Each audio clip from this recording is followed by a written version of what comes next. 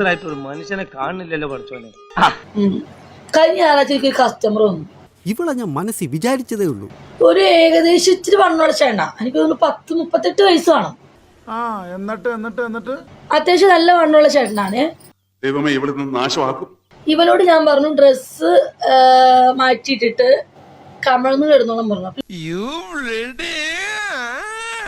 ഇവനോട് ചോദിച്ചു ടർക്കി ഉണ്ടോന്ന് ചോദിച്ചു. ഞാൻ പറഞ്ഞു എന്തിനായിട്ട് ടർക്കി?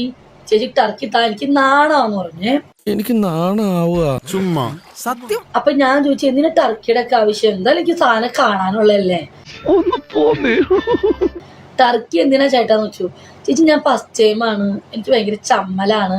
എന്റെ കയ്യിലെങ്ങനെ ആയിരിക്കണം മിനിമം ഒരു 500 ഡൈവോഴ്സ് കഴിഞ്ഞ് പിറ്റേ ദിവസം പെറ്റണിട്ടാണ്. എനിക്കാണെങ്കിൽ ആളിന്റെ സാമാനം ഫസ്റ്റ് കണ്ടേ പറ്റൂ. ഇവളാള് കൊള്ളാമല്ലോ.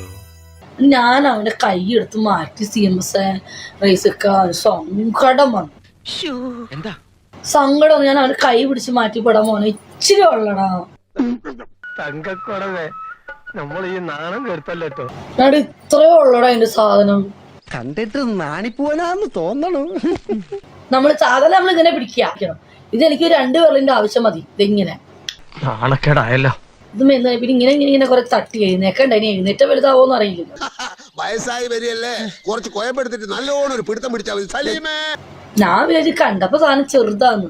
എഴുന്നേറ്റ് വടി പോലെ ആയപ്പോ മോന് ഇത്ര ഉണ്ട് സാധനം. ഏതാണ്ട് അവിടുന്ന് തൊട്ട് ദിപിടം വരെ നീളം. അത് വെച്ചോരോ ഒറ്റ തള്ളു തള്ളി മോനെ CMS.